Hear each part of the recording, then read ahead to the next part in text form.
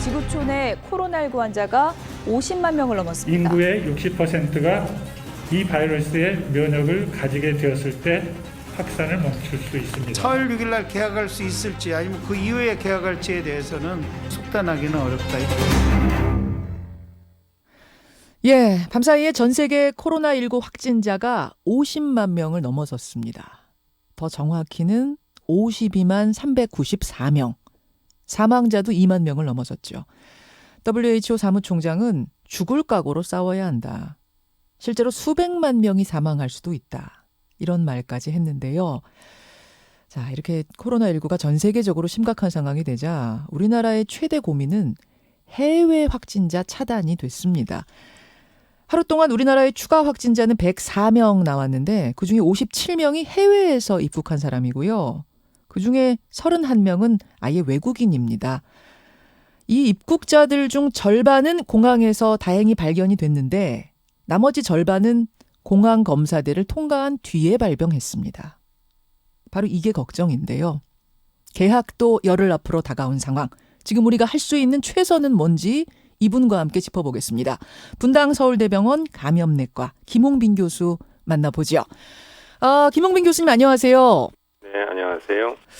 2월 말, 그러니까 미국이나 유럽이나 이런 곳에서 확진자가 별로 안 나왔던 그때 저희와 인터뷰하시면서 결국 전 세계적인 팬데믹 상황이 올 거다. 그리고 한 80% 정도의 감염자는 그냥 감기처럼 앓고 지나간다. 이런 말씀을 하셨어요. 상당히 많은 사람들이 놀라고 그랬었는데 이제 한 달 지나고 나서 보니까 그 말씀하셨던 것들이 다 맞아떨어졌네요. 네, 저만 그렇게 예상한 게 아니라 대부분의 분들이 전 세계에서 유행할 거라고 예상을 하고 있었죠. 그 시기가 언제일 거냐가 좀 차이가 있는 거죠. 근데 전날까지도 46만 명이었는데 어떻게 속도가 이렇게 빠르죠? 전 인류가 이 바이러스를 처음 경험한 거기 때문에 모든 사람들이 다 면역력이 없고요. 예. 그래서 그 나라, 그 사회가 얼마나 준비가 됐느냐 또는 그 나라에서 얼마나 지금 사람들 사이에 잘 전파할 수 있는 환경이 있느냐에 따라서 나라마다 속도나 발견되는 숫자의 차이가 있는 것뿐이지 많은 숫자가 감염될 거라고 예상하고 있습니다.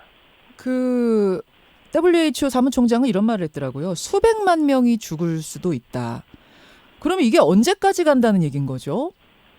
WHO 입장에서는 최악의 경우를 말씀을 하신 것 같은데요. 예. 저도 비슷한 생각입니다. 조금 전에 말씀드린 것처럼 모든 인류가 처음으로 경험하는 바이러스라서 일정 수준 이상의 사람들이 면역력을 획득하기 전까지는 이 바이러스가 전파되는 고리를 끊을 수가 없습니다.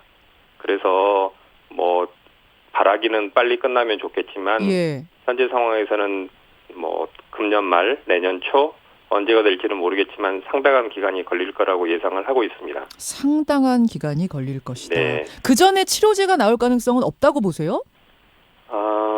물론 기대하기는 효과적인 치료제가 빨리 나오고 또 예방할 수 있는 백신이 빨리 개발되면 좋겠지만 그것만 기대하고 있기에는 사실 지금의 상황이 더 급박하다고 생각합니다. 원래 좀 냉정하고 냉철하게 말씀하시는 분이니까 제가 여쭙습니다. 그럼 1년 안에 안 나올 거로 보세요? 백신은 1년 내에 어려울 거라고 생각합니다. 치료제는요? 치료제는 현재 여러 임상시험이 진행 중에 있고 그 치료제라는 게 기존에 사용됐던 다른 목적으로 사용됐던 치료제도 있고 이제 새로 개발돼서 사용하는 치료제도 있기 때문에 그 치료제들이 임상시험에서 효과가 있고 부작용이 적다고 입증이 된다면 그런 약들은 기존에 있던 약들을 사용하는 거라서 치료에 사용해 볼 수 있을 거라고 생각합니다. 그러면 1년 잡으면 될까요? 아니 너무 이게 막연해서 불안해서 드리는 질문입니다. 예, 저희도 지금 그 미국 NIH 국립보건원이 주도하는 임상시험에 참여하고 있고요. 에볼라 치료제로. 만약에 이 치료제가 효과가 있다거나 또 최근에 프랑스에서 나온 말라리아 치료제가 효과가 있다거나 하는 자료들이 무작위 대조군 임상시험에서 효과가 있다고 입증된다면 충분히 몇 개월 내에도 써볼 수 있을 거라고 그렇게 기대는 하고 있습니다. 백신이란 것은 1년을 훨씬 넘길 것 같지만 치료제는 그래도 좀 가능성이 있다. 수개월 내에 이런 말씀. 그래서 나오는 말이 결국 치료제 나올 때까지 버텨야 한다. 버티는 게 최선이다. 그런 말이 그래서 나오는 거죠? 그런 부분도 있고요. 예. 두 번째는 아까 말씀드린 것처럼 갑자기 많은 환자들이 생기면 순식간에 많은 사람들이 면역력을 획득해서 네네. 도움은 될 수는 있겠지만 저희가 의료기관의 병상 숫자나 중환자를 치료할 수 있는 시설이나 자원, 의료인들을 따져보면 갑자기 많은 숫자가 생기면 아무리 뭐 1%, 10%, 20%라 하더라도 예. 엄청난 숫자의 환자들이 생기기 때문에 그래서. 그 환자들을 감당할 수 있는 병상이나 치료 자원이나 의료진이 부족하거든요. 네. 그러니까 저희가 감당할 수 있는 수준 내에서 환자들이 생겨야 그 환자들도 치료할 수 있고 감염되지 않은 다른 환자들도 그 치료의 기회가 줄어드는 걸 막을 수 있기 때문에 가능한 한 적은 숫자의 환자들이 생겨야 감당할 수 있다는 이유 때문에 그렇게 적은 숫자의 환자들이 계속 생기게 하려면 지금처럼 이런 전략들을 상당 기간 끌고 가는 수밖에 없다. 교수님 조금 덧붙여서요. 버티기, 감당하기를 지금 계속 강조하고 계시는데 그러면은 그 오명돈 교수가 얼마 전에 이야기한 전 인구의 60%가 걸려서 면역이 만들어져야 끝날 거다 이런 말씀을 하셨거든요. 결국은 60%가 걸려야 끝나는 문제인데 그때까지 버티고 감당하고 그 속도를 좀 늦춰서 의료기관이 감당하게끔 해야 된다. 이렇게 해석하면 됩니까? 네. 그래야 국민들의 피해도 최소화할 수 있습니다. 결국 의료기관이 감당할 수 있는 속도로 늘어나야 한다. 결국은 60%가 걸리긴 걸릴 거라고 보시는 거예요, 그러면? 예, 국민의 상당수가 숫자가 학자들에 따라 좀 틀릴 수는 있는데요. 예, 국민의 상당수가 면역을 획득해야 이 전파의 고리가 끊어질 수 있기 때문에. 다만 이게 견딜 수 있을 만큼 서서히 늘어나야 치료도 충분히 받고 나으실 수 있다 이 말인 거군요. 네, 우리도 이미 한 달 전에 경험했지 않습니까? 갑자기 환자가 폭증하면 특정 지역에서 생긴 문제지만 그게 우리나라 전체에서 생긴다고 하면 우리가 도저히 상상할 수 없는 혼란에 빠지는 거죠. 근데 여기서 이제 딜레마가 옵니다. 네. 이제 개학을 열흘 후면은 해야 하는데 그럼 이게 상당 기간 끌고 가야 한다라는 측면에서 보면 그럼 언제까지 계약을 미룰 건가? 계약하고 버텨야 되는 거 아니냐라는 주장이 나오고 또 한 측에서 보면 감당할 수 있을 만큼이 유지가 돼야 되는데 계약했다가 확진자 수 늘어나면 어떡하냐? 이게 양쪽의 주장이 엇갈리는데 어떻게 보세요? 감염하는 입장에서만 생각해 보면 학생들이 또 어린애들이 걸리면 대다수가 경미하게 지나간다. 중증의 환자가 별로 없다. 이런 면에서 큰 문제가 없지 않겠느냐라고 생각하시겠지만 학생들에서 어린애들에서 감염자가 나오면 가정에 돌아가서 집에 계신 할머니, 할아버지 또는 가족들 그중에서는 면역력이 떨어지거나 연세가 많은 분들한테는 치명적인 경과가 올 수도 있고요. 또 학생들이 여러 곳에서 감염이 돼서 늘어나면 그 가족들 중에는 뭐 병원에 근무하거나 요양병원에 근무하거나 다른 곳에 취약하거나 고위험군들을 상대로 하는 직업에 종사하는 분들이 있잖아요. 그럴 수 있죠. 그럼 거기서 또 다른 문제들이 생길 수 있기 때문에 이게 단순히 학생들에서 감염된다 안 된다의 문제가 아니라 사회 전반에 미치는 영향 때문에 가능하면 계약을 미루는 게 감염을 차단하는 면에서는 확실하게 도움이 된다고 생각하는데 문제는 사회에 미치는 여러 가지 파장들 때문에 어느 정도 준비가 돼서 이 정도는 우리가 감당할 수 있다라는 시기에 학교를 개학하는 게 바람직하다고 저희는 생각하는데요. 적어도 지역사회에서 감염되는 숫자가 줄어야 됩니다. 두 번째는 학교를 개학하면 학교 내에서 유행이 생기지 않도록 할 수 있는 여러 가지 방안들이 다 마련돼야 되고요. 학교에서 환자가 생겼을 때 그 학교를 어떻게 조치를 할 거냐라는 계획이 세워져 있어야 되고 세 번째는 아까 말씀드린 것처럼 개학 이후에 환자들이 늘어났을 때 그걸 감당할 수 있는 의료 체계가 준비가 되어 있어야 됩니다. 그 세 가지가 어느 정도 준비가 되면 계약을 할 수 있을 텐데요. 자, 그럼 지금 준비가 됐다고 보십니까? 지금 열흘 뒤면 계약을 해야 하는데. 현재는 아니라고 생각합니다. 그게 언제 되겠느냐? 이거는 이제 그럼 상황을 봐야 되는 거고요. 그걸 위해서는 방금 제가 세 가지 말씀드린 걸 신속하게 준비하고 거기에 대한 대비가 돼 있어야겠죠. 알겠습니다. 예, 지금 분당서울대병원 김홍빈 교수와 말씀을 나누고 있습니다.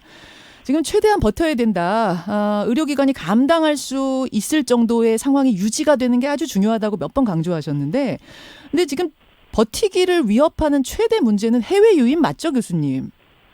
네, 맞습니다. 예. 가장 최신판 기준으로 여러분 하루 확진자 수가 104명인데요. 우리나라. 그중에 57명이 해외에서 입국한 사람들이고 그중에서도 31명은 아예 외국인입니다. 유럽에서 오는 사람들은 외국인, 내국인 할 것 없이 전부 검사를 하고 있고 전부 시설 격리하고 있습니다.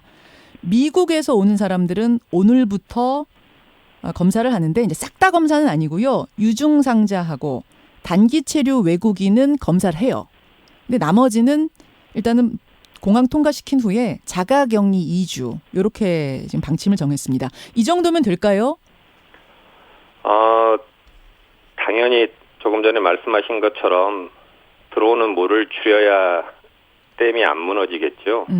뭐 그건 누구나 다 공감하는 거고. 예. 다만 우리 국민들이 외국에 있다가 지금 외국의 상황이 너무 안 좋아지니까 귀국을 하는데 예. 이분들이 귀국하더라도 누군가는 잠복기에 들어올 테고 누군가는 증상이 생겨서 들어올 테니까 예. 적어도 내가 아무 증상이 없다 하더라도 나를 보호하기 위해서 내 가족 그리고 내 주위의 사람들을 보호하기 위해서 2주간 자가격리하고 그동안 우리 국민들이 지켜온 수칙들을 네. 철저하게 지킬 게 가장 중요하다고 생각합니다. 예. 두 번째는 전수조사가 꼭 지금 필요한 건지 이를테면 증상이 있는 분들은 당연히 들어와서 검사를 하고 예. 그 검사의 결과에 따라서 양성이면 적절한 조치를 받으면 되는데요. 아무 증상이 없는 사람들에게까지 검사를 하는 게 제가 지금 정확히 하루에 몇 명이 들어오는지 모르겠지만 상당한 자원을 거기에 투입하는 거잖아요. 그렇죠. 그런데 그분들이 음성이 나왔다는 게 잘못하면 나는 괜찮다라고 그 오해를 할 수 있게 할 수도 있고요. 두 번째는 오늘 내가 귀국해서 음성이라는 게 예. 앞으로 2주가 괜찮다는 의미는 아니거든요. 아니죠. 잠복기일 수 있는 거죠. 네. 그래서 일단은 유증상자 위주로 검사의 우선순위를 두는 게 맞고요. 미국과 유럽이나 이런 나라별로의 상황이 크게 다르지 않기 때문에 예. 입국하는 나라에 따라서 조치가 달라질 필요가 있느냐 거기에 대해서는 좀 부정적입니다. 지금 유럽에 대해서 가장 강하게 이제 그다음 미국 뭐 이런 식인데 요것보다도 오히려 전 세계를 대상으로 유럽에 대한 강도를 조금 낮추고 뭐 이렇게 대신 전 세계로 폭을 넓히고 이런 방법이 더 낫겠다 보시는 거예요. 전 세계 지금 어느 곳에서나 생길 수 있는 상황이죠. 나라마다 조금씩 차이가 있지만 예. 증상이 있는 사람들은 조금 더 철저하게 검사하고 거기에 맞춰서 조치를 취해야 될 테고 제가 하루에 정확히 몇 명이 들어오는지 모르겠지만 많은 사람들이 들어온다면 증상이 없는데도 검사를 다 할 수 있는 여력이 있고 그런 자원이 충분하면 해야겠지만 네. 그렇지 않다면 예. 엄청난 그 자원들을 그쪽에 투입하는 건데 그게 바람직할 거냐 그건 좀 검토를 해봐야 될 것 같습니다. 알겠습니다. 여기까지 오늘 말씀 듣겠습니다. 오늘 고맙습니다. 네. 예, 분당서울대병원 김홍빈 교수였습니다. 김현정의 뉴스쇼는 청취자 여러분의 참여로 이루어집니다. 트위터, 페이스북, 레인보우 게시판, 그리고 단문 50원, 장문 100원의 유료 문자 샵 1212, 우물정 1212 통해 참여하실 수 있습니다. 김현정의 뉴스쇼, 여러분과 함께 만듭니다.